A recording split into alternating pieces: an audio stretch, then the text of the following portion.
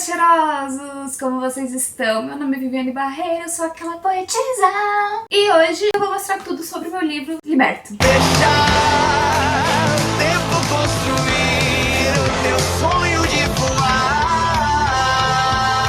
Bom, antes de mais nada, se inscreva no canal se você chegou agora, já curte o vídeo pra você não esquecer, que me ajuda bastante na divulgação, principalmente porque eu sou nova no YouTube, você tem que deixar seu like pra gente crescer e fortalecer aqui meu trabalho. Eu escrevo poemas desde os meus 14 anos. O Liberto foi meu segundo livro, é um livro que foi lançado durante a pandemia e no lançamento dele eu estava internada, então ele não teve toda a divulgação e tal. Então eu tô fazendo esse vídeo agora pra inteirar vocês sobre esse livro e eu espero que vocês gostem. O meu site tá na descrição do vídeo pra vocês conhecerem mais meu trabalho e vamos lá. Esse livro é separado em 5 temas: Eu Menina, Pesadelo, Bonito, Resistência e He Free. Os poemas do Eu Menina, na verdade, ainda tem bem a vibe do primeiro livro do Crisálida, só que, tipo, esses daqui são os poemas que eu considero como sendo melhores. O Crisálida, como foram os primeiros poemas que eu escrevi dos 14 aos 16 anos, mais ou menos, são poemas, assim, bem início de carreira mesmo, né? Tipo, são poemas adolescentes, com temáticas mais infantis, talvez. Então esses daqui são alguns poemas dessa época ainda que eu considero melhores, né? Eu vou ler pra vocês o poema Desconstruindo, do capítulo Eu Menina. Esse poema, durante muito tempo, ele foi, tipo, considerado por mim o melhor poema que eu tinha escrito. Só que aí depois a gente evolui, né? E aí ele perdeu um pouquinho o posto dele, mas ele ainda é um queridinho. Desconstruindo. Acordei fervendo noite passada. Minhas notas musicais me deixaram em prantos. Por Deus, qual é aquele nome que eu não poderia esquecer? Hoje, quando eu levantei, tinha esquecido que o céu era azul. E vejam só, pássaros rasgam inteiro. Parece que as minhas linhas se tornaram insuficientes. 7.000 voltas ao seu redor e parece que eu não saí do lugar, mas ainda acho que eu estou caindo. Que bagunça encontramos aqui? Eu não vejo muita diferença entre meu quarto e os meus sentimentos agora. Eu estou com tanto frio e não vou poder sair hoje à noite. Está nevando lá fora. Meu pranto molhou minha alma. Fui eu quem bebeu aquele copo de veneno na sua bateria. Só queria matar aquelas borboletas insuportáveis que estavam presas no meu estômago. Oh céus, por que diabos fui me apaixonar? Procurei desesperada por uma resposta, mas vi o seu sorriso por todos os cantos. Caí em prantos. Se hoje houver noite, vou pedir para a lua brilhar mais, apenas para ver você sorrir, enquanto eu me escondo, pra ninguém me ouvir chorar. Esse poema eu escrevi pra um boy, um headbanger, baterista. Eu sou Maria Baqueta, né, gente? Então eu escrevi um poema pra um baterista. Tá, meninas? A parte do meu pesadelo, como eu já falei no primeiro vídeo do canal, né, que é o vídeo que eu me apresento, eu sofri bullying na escola, então eu escrevi sobre o bullying. Bom, eu vou ler o textinho de apresentação do capítulo. É um tema, pra mim, é um pouco delicado, né, me dá um pouquinho de gatilho, mas eu vou fazer esse sacrifício pra vocês. Vamos lá. Bullying de janeiro de 2007 a dezembro de 2011. Foram 5 anos habitando um lugar que não me pertencia, vivendo de medo e terror. O início de tantos problemas psicológicos. Calada, reprimida, ridicularizada, violentada, humilhada sempre em público. Era eu. Em dezembro de 2009, minha única amiga da época se mudou para outro estado. Depois de alguns anos, eu descobri que ela subornava os agressores para que não me agredissem. Ela se mudou e tudo que eu vivia piorou terrivelmente no ano seguinte. Principalmente porque agora eu não tinha ninguém. Xingamentos, apelidos, agressões físicas, verbais, tortura psicológica, cuspes, ameaças. Me jogaram no lixo dizendo que lá era meu lugar. Me incentivavam diariamente ao suicídio, alegando que ninguém me sentiria minha falta. Ao verem minha dor transbordando pelos olhos, diziam que era drama, teatro de chamar atenção. Quebravam minhas coisas, rasgavam as minhas coisas, me batiam, riam ao me ver sozinha. Diziam que ninguém me aguentava. Eu era aquela que fazia os trabalhos em grupo sozinha, as provas em dupla, sozinha.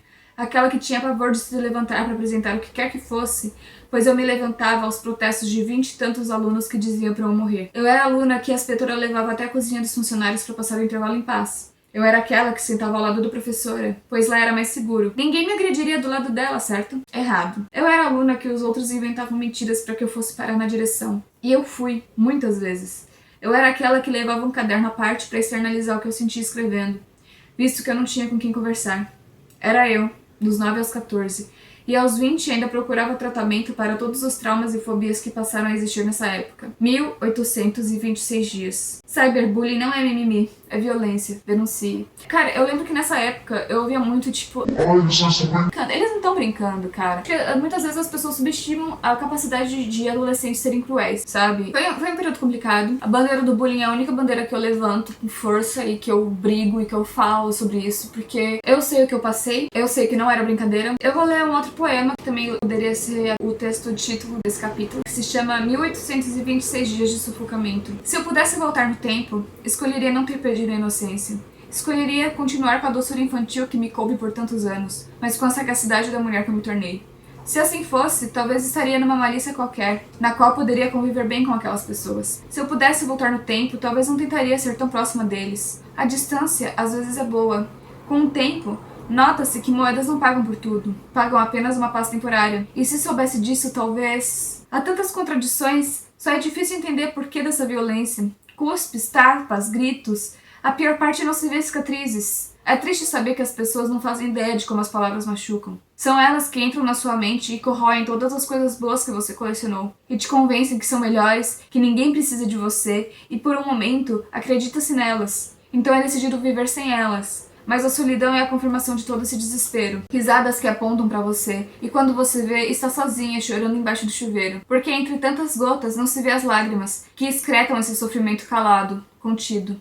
Escrito em linhas que gritam, rasgando todo esse silêncio, como grandes raios em dias ensolarados. Por quantas vezes tentou calar essas vozes? É impossível, elas possuem vontade própria. Me refiro a essas na sua cabeça, inúmeras vezes. Mas até para esse cálice o medo era grande, e aquela voz, aquela música com sotaque anglo-saxão, que salva as mais insanas ideias desse fim infeliz. Porque a intenção é de matar. E eles vão. Depois dos anos, esse pesadelo ainda ronda as noites, como fantasmas dementadores que sugam a paz e toda a energia positiva que estava acumulada. E aquelas palavras ainda estão guardadas, na caixinha dos pecados que eu cometi. Como se cada ato fosse mais um erro estúpido. Como se esse ar entrasse nos meus pulmões com a mesma facilidade que aquele tapa no meu rosto. E mesmo depois de tanto tempo, essas palavras ainda me asfixiam com a mesma lentidão que aqueles 5 anos demoraram para passar.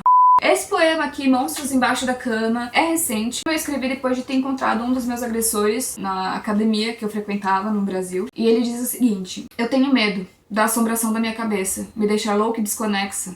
O diabo me mordeu. Ele tinha chifres, dentes e unhas, me queria carnívoro, e veio devorar o meu sossego. É bom correr. Apavorada, a garganta falha. O diabo me mordeu. O veneno correu, me tremeu. O diabo me mordeu. E daí que eu já sou velha e cansada? Minha menininha acordou apavorada. Ainda aos 13, muda, engasgada, apavorada. Correndo, gritando, sufocada e desesperada.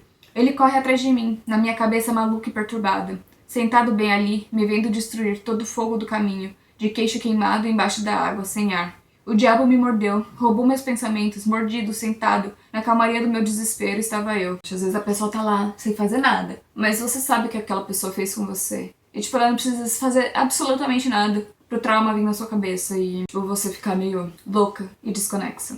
A parte do bonito aqui é, assim, esse livro foi escrito durante os meus 17 aos 19, 20 anos, mais ou menos. Então, já começa aqui uma fase de boemia, de festa, de coisa de jovem da faculdade. Então aqui a gente fala um pouquinho disso. Eu vou ler agora o textinho de introdução do tema bonito. Aquela estranha atração por quem não se conhece.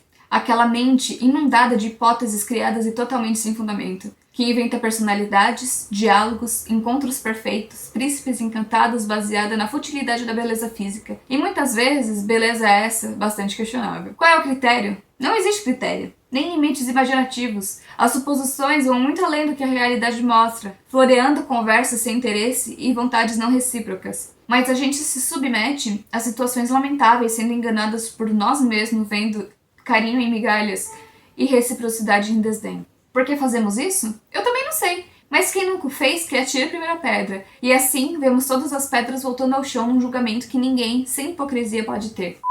Bonito. Bonito esse sorriso sossegado, disturbiado pelo terremoto de palavras loucas. Bonitas flores de jardins roubados. Bonitas fotos, manchadas com o fundo de uma caneca de café. Beleza é a paz interrompida. Beleza são os olhos otimistas. Beleza é apenas a mais volátil e mutante aparência. A aparência dos olhos vermelhos, cansados, desconfiados, que negam incansavelmente uma noite de risadas. Há somente risadas nessa noite. Os beijos estão guardados para o futuro, junto com as intenções que são chamadas de segundas. Esse ar do investimento impaciente é meramente um feliz dia para admirar esse ar europeu. Sufocados por petulantes mensagens que não param de chegar. O uso de palavras difíceis é para impressionar. Não há pressa para a noite acabar, não há pressa para o futuro chegar. Hoje a noite é fria como o auge de janeiro. Sejamos alegres e tenhamos sonhos bons. Filtrar-lhes ia para ti. Boa noite, bonito. Ai, gente, isso daqui é pra aqueles crush que a gente inventa, que a gente encontra no Tinder, meu, e que a gente fica idealizando enquanto perfeito, com o príncipe encantado, né, meu? Aqui na parte de resistência a gente tem os poemas mais críticos sociais, né, uns poemas mais de jovem pensante. Eu não fiz um texto pra introduzir ele, eu coloquei aqui uma frase da Pitty, que se não me engano ela tinha postado isso daqui no Twitter alguma vez, que diz: pois eu não volto pra cozinha, nem o negro pra senzala, nem o gay pro armário. O choro é livre e nós também. Eu amo essa frase, nossa, eu queria tatuar essa frase na minha testa. É sobre isso. Nossa, meu, aí tem poema polêmico aqui. Não necessariamente, meninas, tá? Eu vou ler o poema que se chama Naufrágio pra vocês. Quando a guerra acabou, pôs-se as pessoas a pensar se a causa pra tanto tumulto, por questões tão banais. Banais, senhora? Banais. Pois não há lógica por trás dessa destruição. Não há tremores. E se houvesse, aceitar-se-ia esses escombros. Todos eles pintados de vermelho. Todos eles pintados de saudade. Houve fugitivos acovardados. Houve inimigo do lado errado. Houve chuva no céu de janeiro. Houve paz que naufragou. Não há banalidade? É claro que não há. Seu terno lhe coube muito bem hoje. Não foram seus filhos que foram te representar, abraçando uma causa que não se escolhe e nem se entende. Esse poema é bem curtinho, ainda mais nesse momento. Tem guerras acontecendo, só que como nenhuma delas é na Europa, as pessoas não falam sobre elas, não é mesmo? Mas agora com essa guerra que tá acontecendo na Europa, quem sabe as pessoas falam mais sobre as outras também, né? Mas não vão falar, né? Ninguém se importa. Enfim... Esse outro poema que eu vou ler se chama Luzes e começa assim. Deem as boas-vindas às luzes do desfiladeiro. Começou a passeata desse carnaval. É sobre essas cores e adornos, sobre esses dragões invadindo a praça. É uma grande multidão desfilando pra cidade. Que seja essa a nossa festa, que seja hoje a nossa confraternização. Hoje se crer no mundo bom, como no ano novo. Como quando se vê algo bom, e que decepção seria se essa farsa durasse pouco. E que final triste teríamos se a festa acabasse agora. Que essas luzes não apaguem a nossa esperança. Que essas luzes não se apaguem. Que se deixe levar pra onde haja circo, pra onde haja televisão. E que essas luzes não se apaguem, nem hoje, nem quando não houver ordem, nem quando o progresso parar. Pois somos cheios de esperanças e sedentos de justiça. E que haja luz no desfiladeiro da cidade. E que haja luz no fim do túnel da esperança. Tem poema aqui que eu escrevi, ó. Esse daqui é Os Furos que Causam Guerra. Pra quem tem pais conservadores e que abominam piercings e tatuagens, você vai se identificar com esse poema aqui. Bom, agora vamos pro último capítulo, né? Que é um capítulo inteiro que eu fiz pra um cara que foi a pessoa pra quem eu mais escrevi. Então, todos os poemas que eu escrevi pra ele até o lançamento desse livro estão aqui. Tenho certeza se eu escrevi mais algum depois que eu lancei esse livro. Esse título em inglês, eu geralmente coloco tudo em português nos meus livros, porque eu sou brasileira, né? Mas eu tenho um certo motivozinho pra esse título, que no caso vai ser um motivo segredo, tá, gente? É piada interna mesmo. Desculpa, não vou poder contar, porque eu não vou dizer quem é a pessoa que eu dediquei esse capítulo. A pessoa sabe e isso basta. Mas eu vou ler o texto de introdução do capítulo, tá? Ele se sentava no fundo da sala durante as aulas, falava com poucas pessoas. Eu geralmente nem o via chegar. Até que, por acaso, um dia caímos no mesmo grupo de trabalho. Ele sorria com os olhos, tinha covinhas nas bochechas que viravam aspas toda vez que ele sorria. Ele era quase meu porto seguro. Vinha em carro branco e roupas que pareciam ter sido recém-passadas. O filho único mimado pelos pais. Até demais, ele dizia. Ele via a beleza no formato das nuvens, nos cachos do meu cabelo gigantesco que se embaraçavam entre os dedos e a ponta do bigode. Ele me levava todos os dias ao teu metrô, ainda que eu tivesse tomado um porre por causa das minhas expectativas frustradas em relação a nós. Ele existiu por um ano, fazendo parte de uma boemia que eu, com prazer, abriria a mão por ele. Ele existiu revirando meu estômago cheio de borboletas, tendo calafrios apaixonados e ansiosos. Ele me fez sentir as melhores e mais bonitas coisas do mundo, e depois me fez sentir as piores também. Ele bifurcou nosso caminho e seguiu em frente em outra direção. Por meses, ele era minha vontade do dia e meu pesadelo da noite, sufocada por palavras que nunca dissemos, presas numa história que não vivemos. Ele foi o motivo do meu choro desesperado por meses, do meu coração despedaçado em prantos e do meu timo rasgado. Ele me deixou aqui, levando a paz dos meus sonhos apagados, sem sequer me mostrar o que eu perdi. Ele me levou para alto mar, falando sem dizer nada, saiu com tudo e foi em mim que doeu. Ele foi uma linda história de amor que eu vivi sozinha. O cara que eu escrevi esse capítulo, hoje, assim, com uma certa distância dessa história que aconteceu já faz 5, 6 anos por aí, eu posso dizer com certeza que ele foi o cara que eu mais amei na vida. E eu não costumava dizer isso na época, porque eu achava que eu com 19 anos não tinha idade suficiente pra dizer que eu amava alguém. Só que é aquele tal negócio, né, gente? Amor não tem idade. Eu me sentia patética se eu dissesse das pessoas que eu amava ele. Chegou num ponto que ninguém mais aguentava me ouvir falar dele. Hoje, podemos dizer que somos amigos? Talvez? Não sei dizer.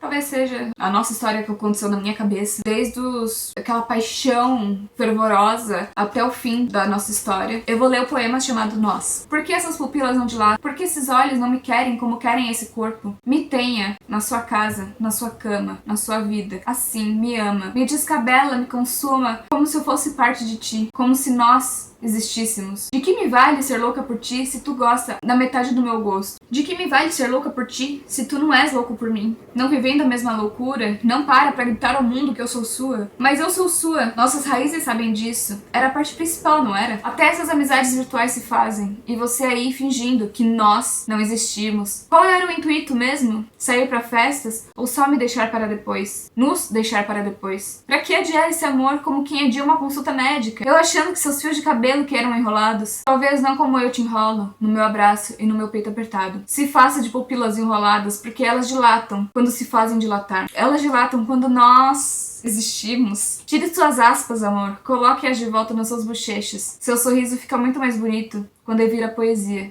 E nós, sem aspas, existimos. Ai, gente, que tristeza esse amor que eu vivi na minha cabeça só. Talvez ele tenha sido um amor desperdiçado, mas pelo menos eu senti. Vem aí o poema Sente. Até que ponto sentir é belo?